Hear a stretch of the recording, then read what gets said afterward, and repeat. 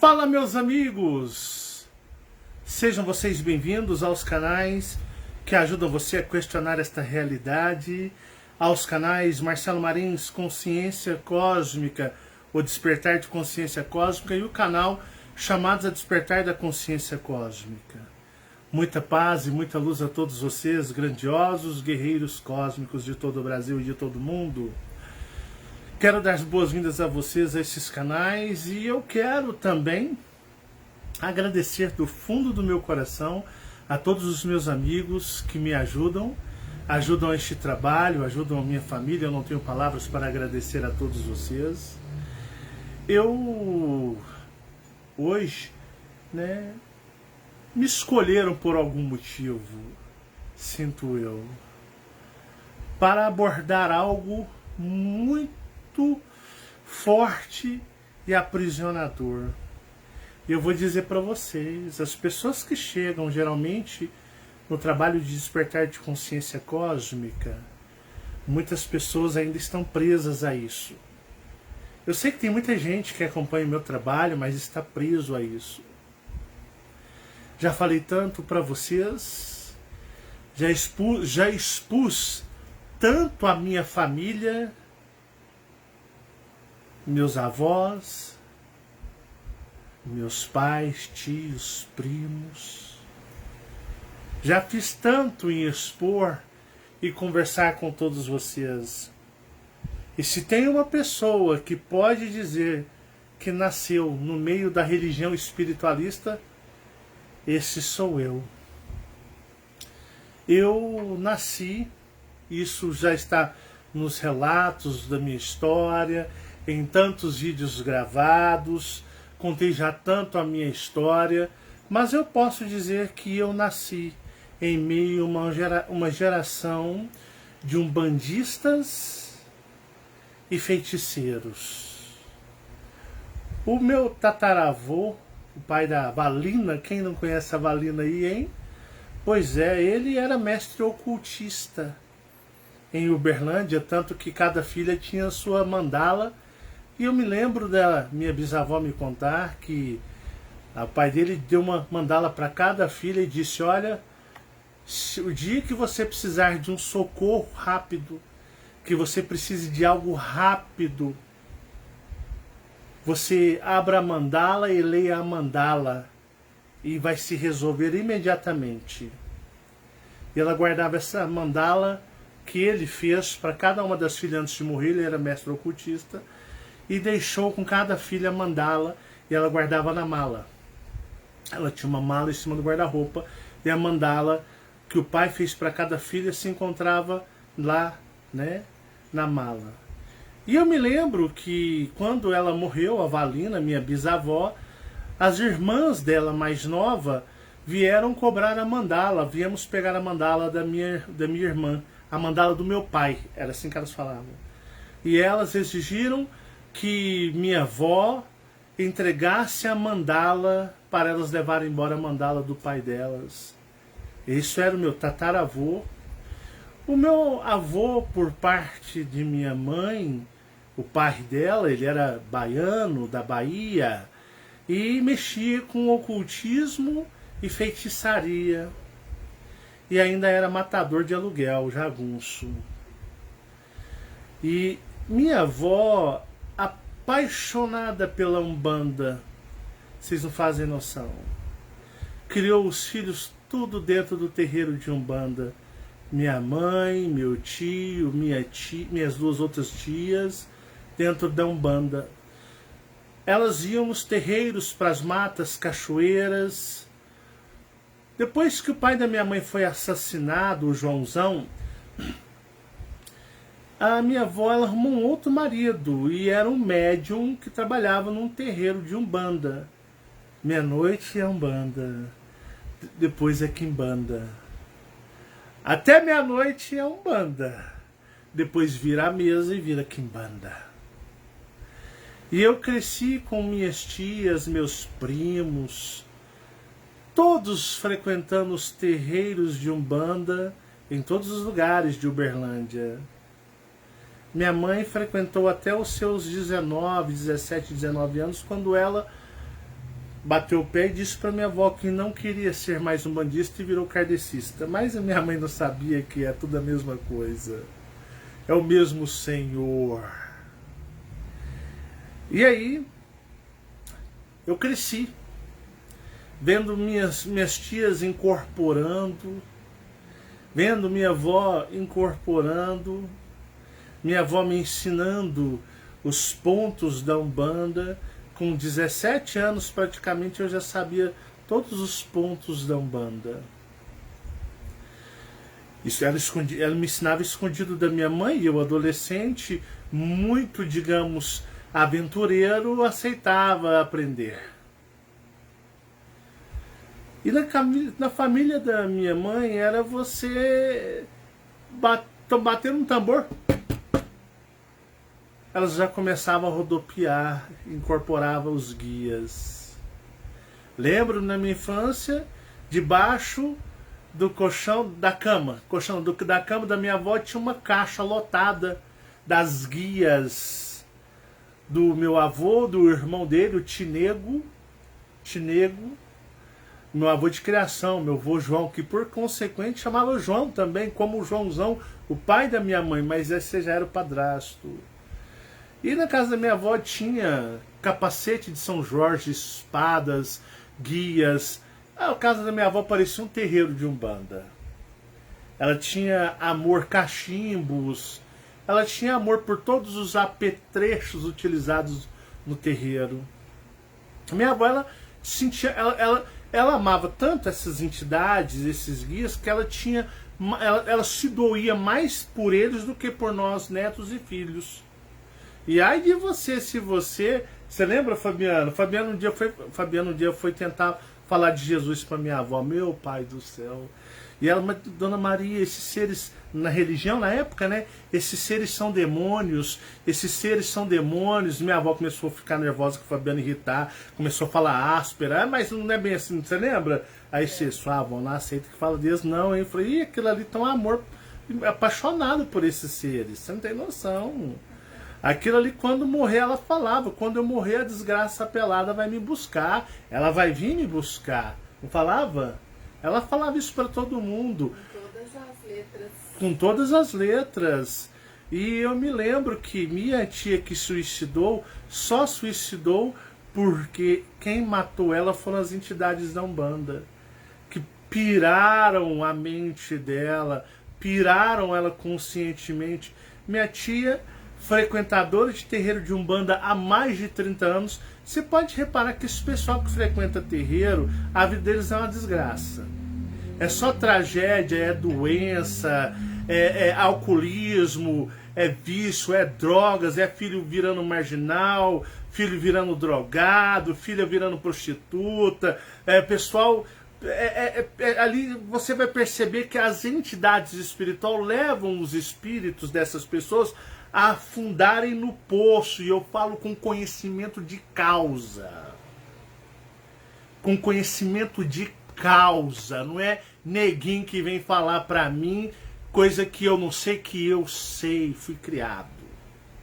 Tanto que eles eram loucos pra mim, me tornaram um pai de santo, uma entidade. Falou, se você virar um pai de santo, você vai quebrar a casa de muitos.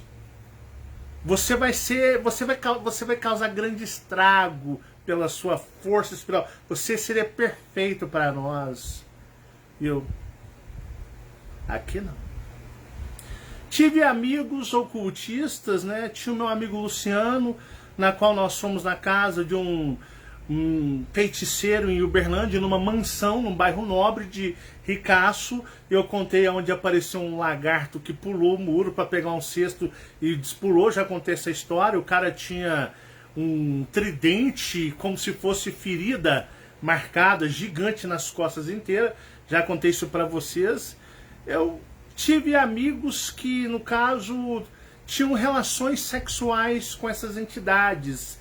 Sim, as entidades da Umbanda, aqueles que estão ali, que se fazem seres. Tive amigos que cansavam de ter relações com aquelas mulheres que giram, né? Com todos eles, O Luciano nem namorava, coitado. O Luciano nem arrumava namorada. Ele falava assim: não, rapaz, eu faço lá a invocação, aparece a pomba das quantas lá, eu transo com ela a noite inteira, rapaz, o prazer. Não existe mulher em carne que me dá o prazer que elas me dão.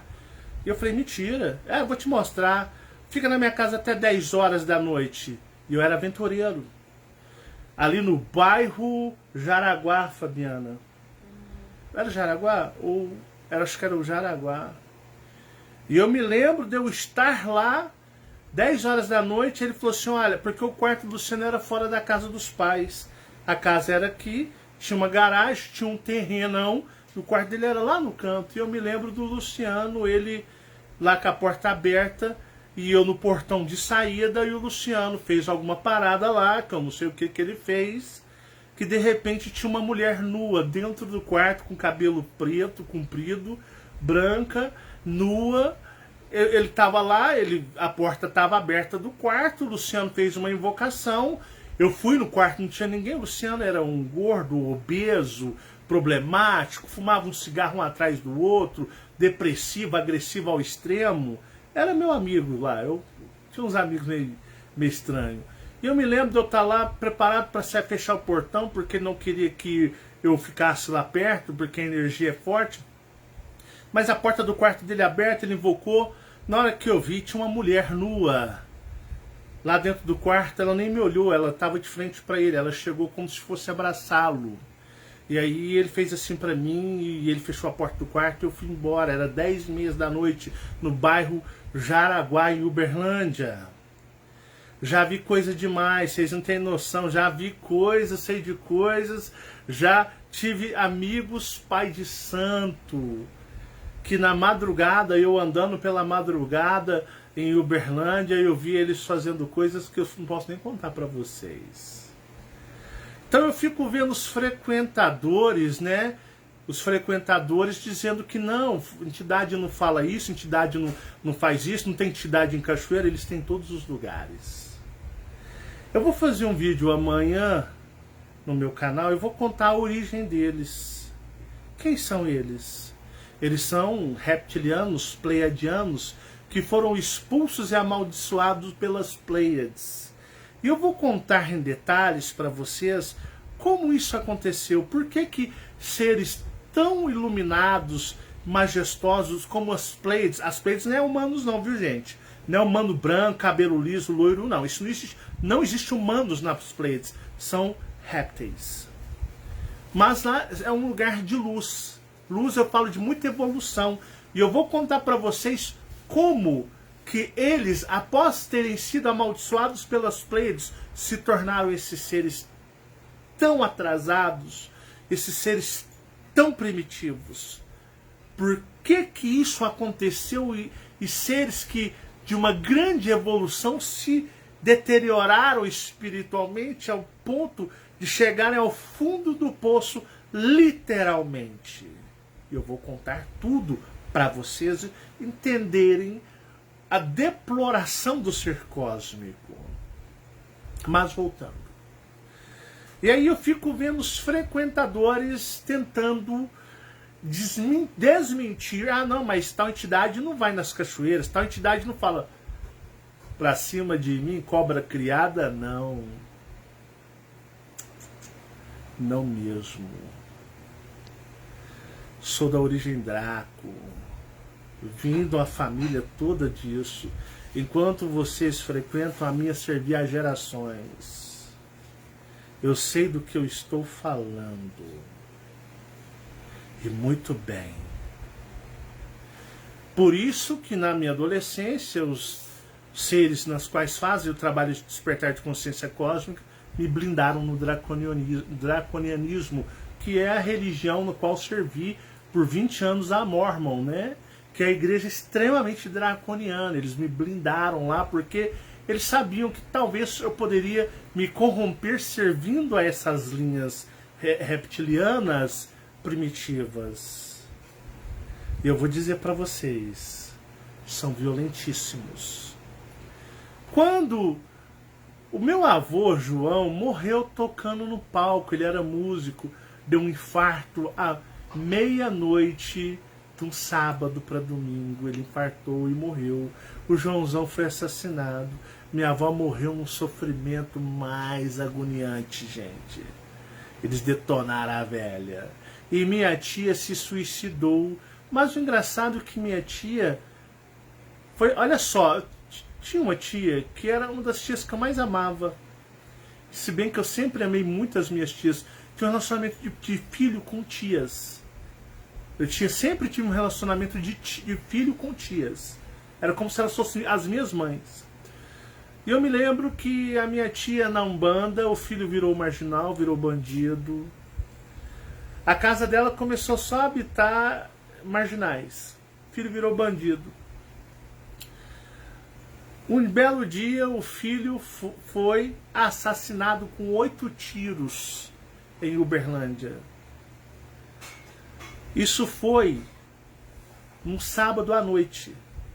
Eu já contei essa história. Na quarta-feira à noite, no dia seguinte, a minha tia ela suicidou, enforcou-se. E 5 anos depois, a filha, uma das filhas dela, se suicidou também. Então, para vocês verem, né, como isso funciona, como esses seres são vis e deploráveis.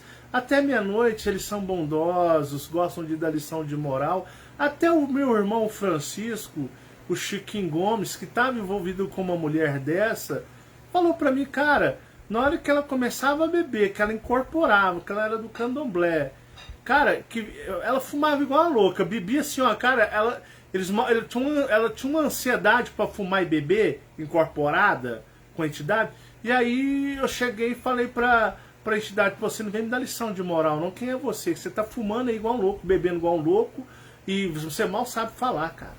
Você não vem me dar lição de moral não, você não é espírito evoluído de luz, coisa nenhuma. Então, para você ter uma ideia como são as coisas. E aí eu fico vendo tantas pessoas que ainda são apegadas a isso. Sabe por que vocês são apegados a isso? Porque vocês são ignorantes. Porque vocês são ignorantes. Ignorantes mesmo. Ou sequer burros. Vocês são um bando de ignorantes porque vocês não sabem o que vocês estão se metendo. Vocês não sabem no que vocês estão se metendo. Acha que é bonito agora, são poderosos, são seres de luz, fazem o bem? Eu vou falar para vocês o que acontece quando você serve eles e morre. E eu pude ver e presenciar isso. Você é filho de santo, pai de santo, mãe de santo, ou simplesmente frequentador de centro? Eu vou te contar o que vai acontecer com você quando você desencarnar. Quando você desencarnar, no momento do seu desencarne, na hora que o seu espírito começar a sair, eles vão acorrentar você, seus braços e suas pernas. No momento em que você sair, você vai ouvir muitas gargalhadas, mas gargalhadas sinistras, que o humano não consegue dar aquelas gargalhadas, não. E aí eles vão acorrentar vocês. Vocês são espíritos, vocês são ectoplasmas. Não são mais de carne e ossos. Vocês morreram. E aí, o que eles vão fazer? Eles vão pegar vocês e colocar cada um de vocês em uma cabana de palha. Existe, lá no plano astral existe. Numa mata. Tudo é mata. Eles têm a dimensão intermediária deles. Tá? Porque são reptilianos. Eles vão colocar vocês em cabaninhas de palha que eles fazem no meio de uma imensa mata, de uma floresta deles. E aí o que eles vão fazer? Eles vão colocar larvas em vocês. Larvas e a tal da famosa lacraia astral. eles vão colocar em você e você vai estar consciente como personagem. Não pensa você que você vai desdobrar saindo como o eu maior, que você não vai nunca sair como o eu maior. Se você serve religiões, você não sai como o eu maior. Não mesmo. E principalmente essas linhas energéticas. Quando você sair, eles vão colocar em vocês lacraias e larvas. E o teu corpo astral, espiritual, que não tem esse negócio de perispírito, pica-espírito, chupa-espírito, isso é papo furado.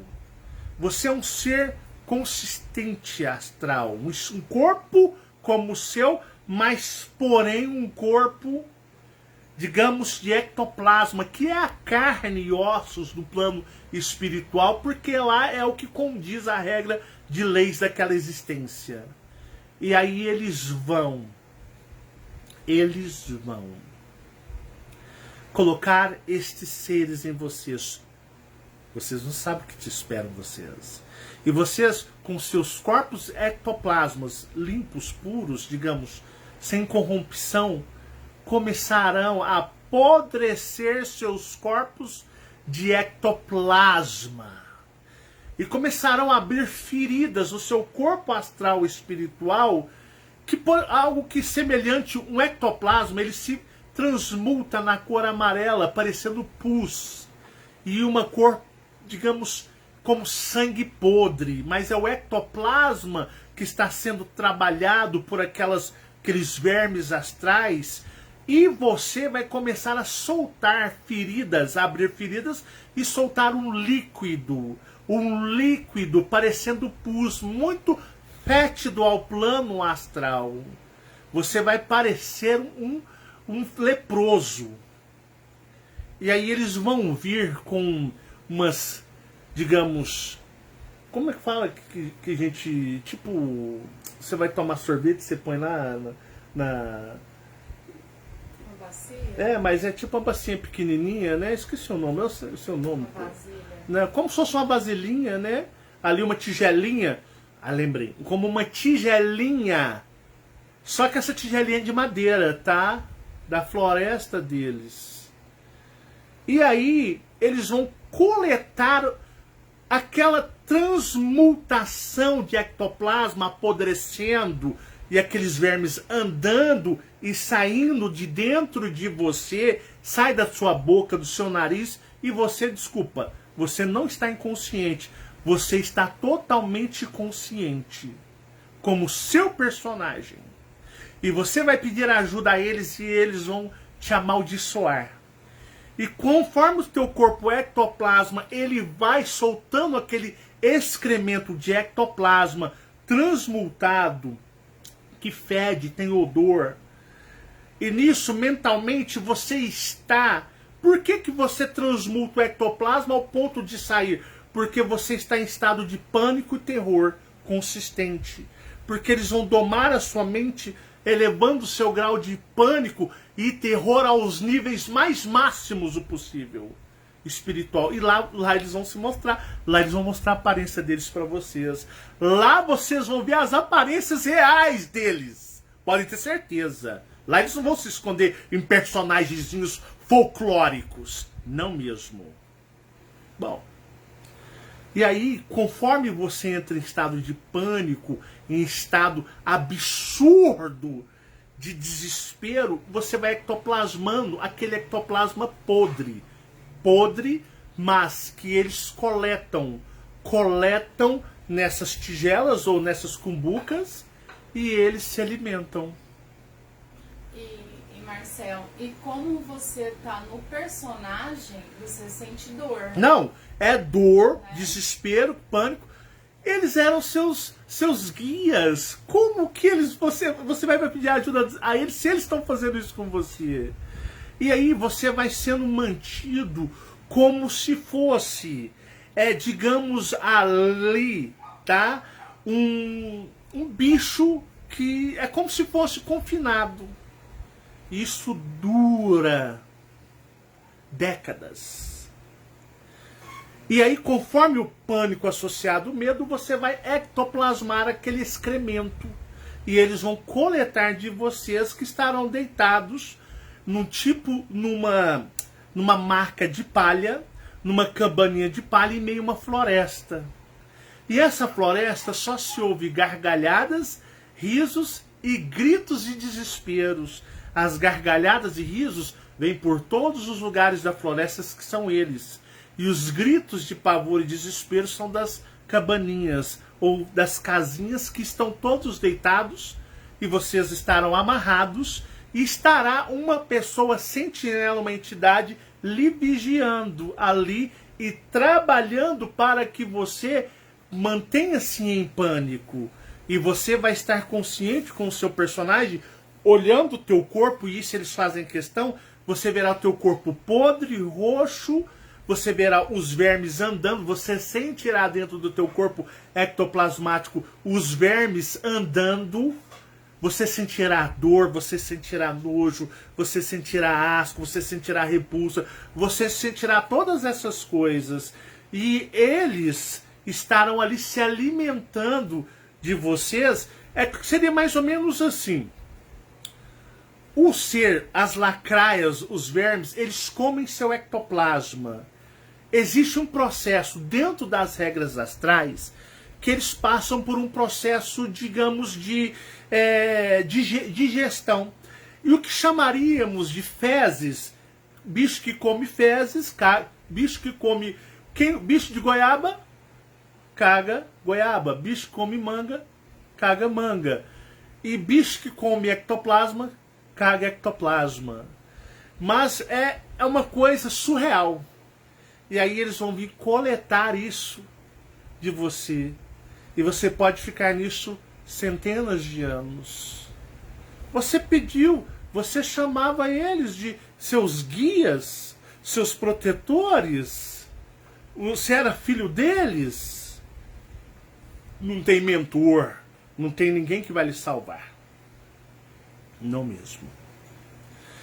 Isso você faz através de pânicos. Eu falo isso, são para os filhos de santos, pais de santos, mães de santos e os frequentadores. Isso seja na Umbanda, no Candomblé, na Quimbanda ou qualquer religião que sirva essa mesma linha. E isso, depois eu vou falar de uma variante mais para frente do kardecismo. O que acontece com o kardecista quando ele morre? Não é o que Chico Xavier escrevia nos livrozinhos poéticos dele, não. O Chico Xavier era uma farsa. Ele foi desmascarado. A religião kardecista ela é dividida em duas vertentes. Aquela que não acreditava nele porque ele foi desmascarado e aquela que vive na ludibriação dele. Então, onde eu falo para vocês que servem isso terão um grande... Ah, você é um idiota, você é um imbecil. Cara, vocês vão se lembrar de mim quando vocês morrerem. Podem ter certeza. Eu tirei a minha avó disso. Era o mínimo que eu podia fazer por ela. Vocês sabem que eu sou de origem draconiana. Eu sirvo aos dracos. Sou de origem oriana. Quando minha avó morreu, e tinha até um livrozinho, um relatozinho que eu tinha escrevido, aquilo ali era praticamente real dentro de algumas coisas que eu fiz para atrair pessoas. Eu fui visitar a minha avó porque eu fiquei muito sentido com a dor da minha mãe. Eu já tinha o dom da passagem entre dimensões, já tinha ido na dimensão do espelho, eu já tinha ido em outras multidimensões e já estava com, digamos aí, com contato com esses seres, né, que depois viriam se mostrar para mim como seres de outros lugares das estrelas. E eu me lembro bem que eu fui ver a minha avó e eu fui nesse mesmo lugar. Nesse mesmo lugar. Lá eu coloquei um pouco mais poético na primeira narrativa que eu fiz, para não assustar tanto, mas hoje eu estou um pouco me fudendo. Minha avó estava nessa situação e eu cuidei dela por 3 meses, limpando ela. Eu limpava ela. Eles ficavam bravos, tentavam vir para cima de mim, mas eu impunha minha autoridade sobre eles. Porque como eu era de vertente draconiana é religiosa também. Era só impor autoridade e eles não podiam vir contra mim pela autoridade da vertente draconiana das religiões draconianas, que eu já citei o que é a vertente draconiana e a reptiliana. Eu já falei isso para vocês. E eu limpei a minha avó, cuidei dela por 3 meses, até a minha avó ter consciência daquilo e eu a retirar daquele lugar. E levei ela para uma outra faixa do plano astral, longe daquela perversa e horrorosa selva, mata. Eu já disse para vocês que eu odeio mata, detesto mata. Não gosto de mata.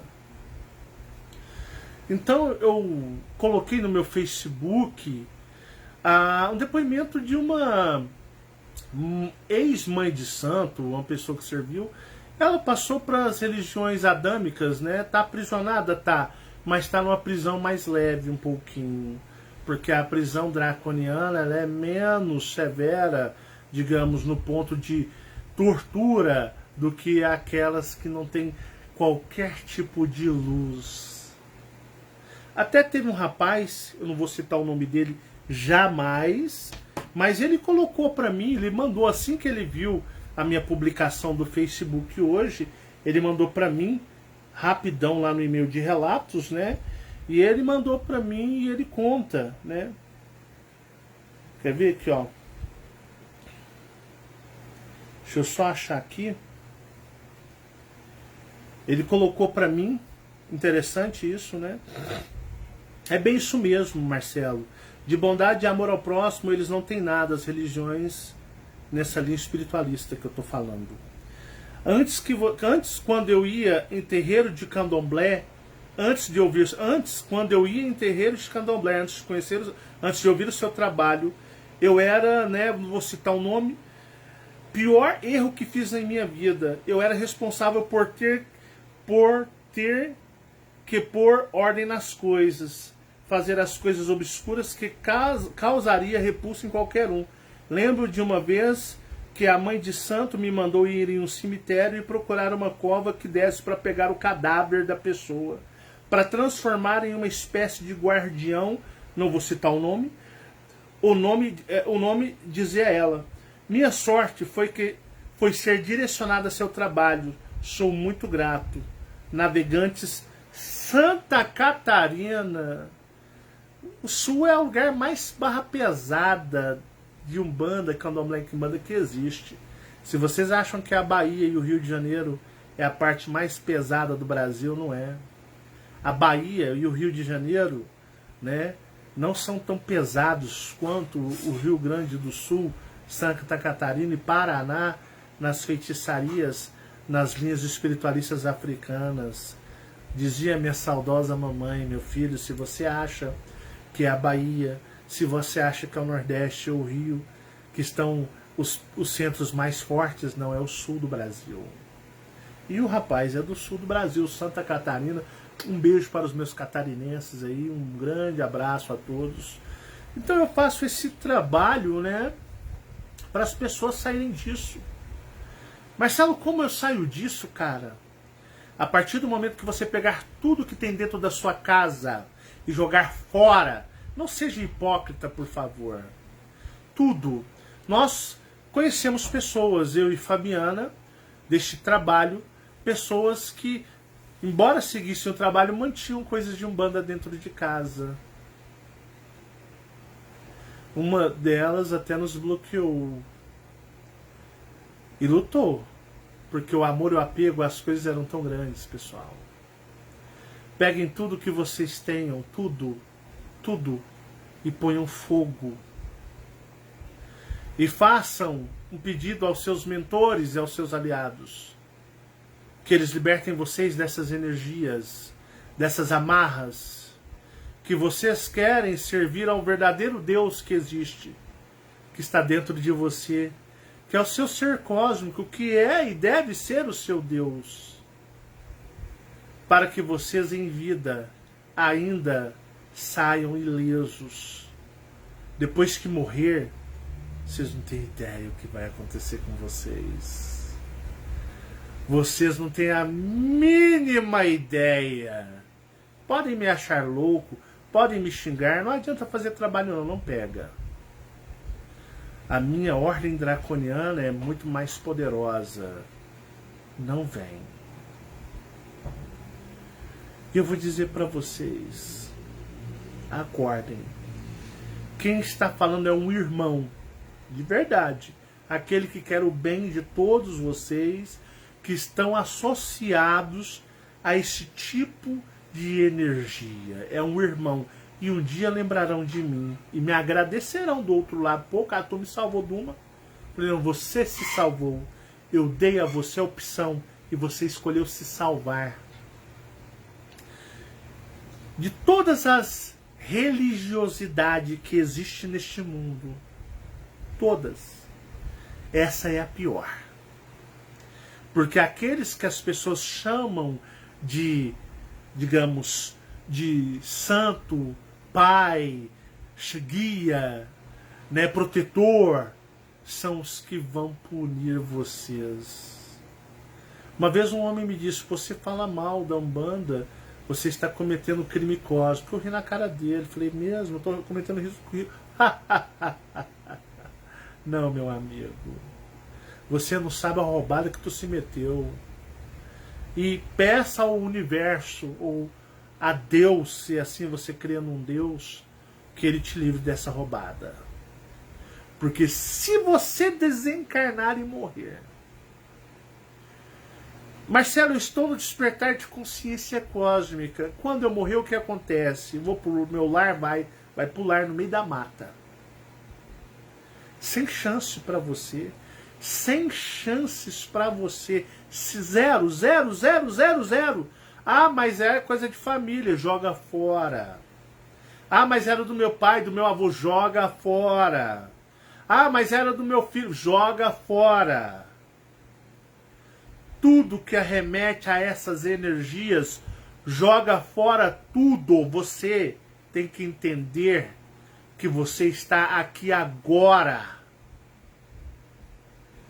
E só você pode se salvar.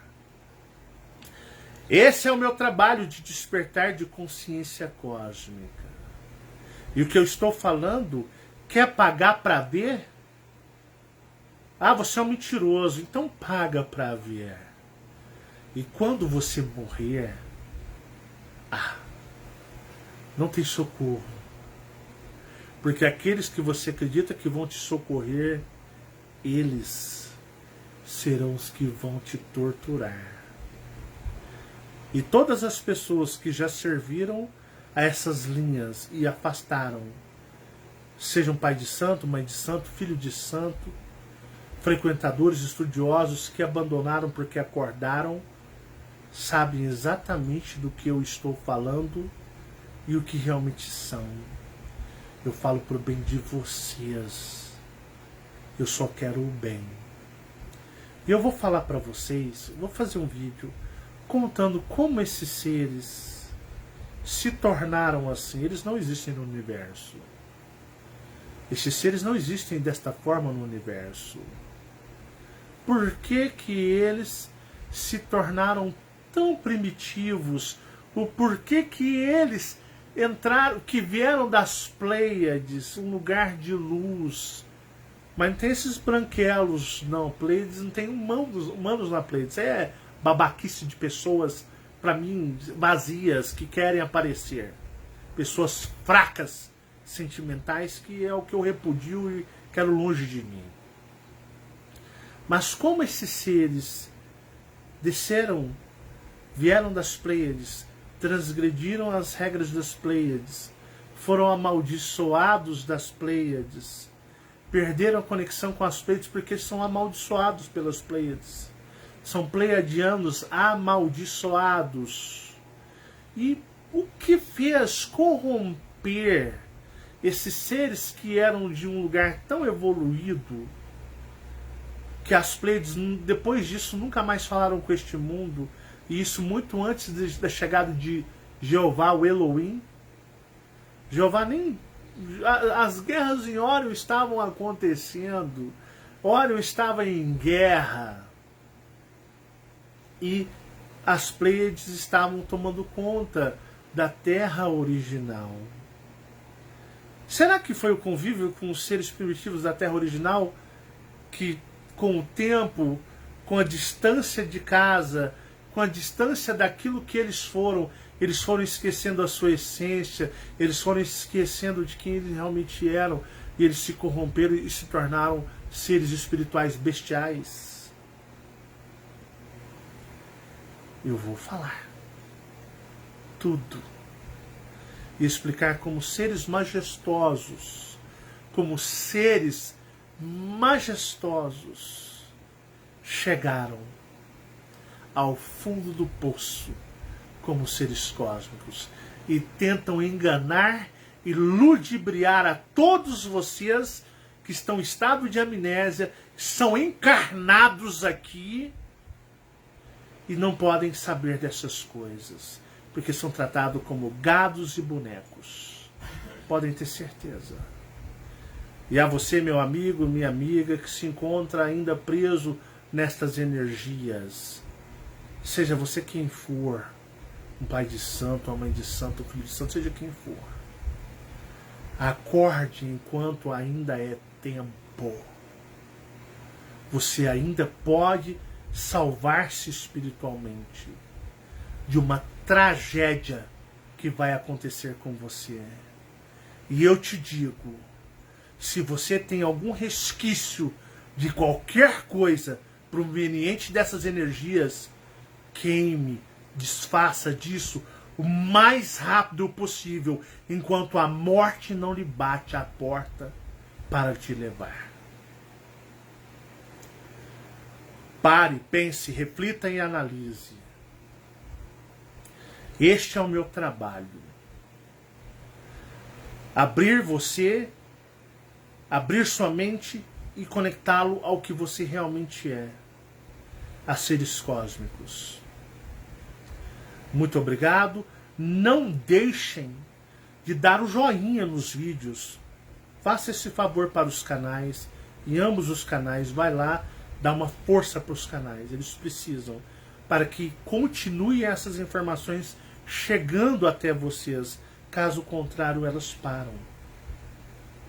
Se vocês querem mais e mais e mais, eu darei com todo o prazer. Amo compartilhar o meu conhecimento. Adoro. Mas vocês ajudem esses canais. Um forte abraço e até o nosso próximo encontro. Acudam. Acordem enquanto ainda é tempo.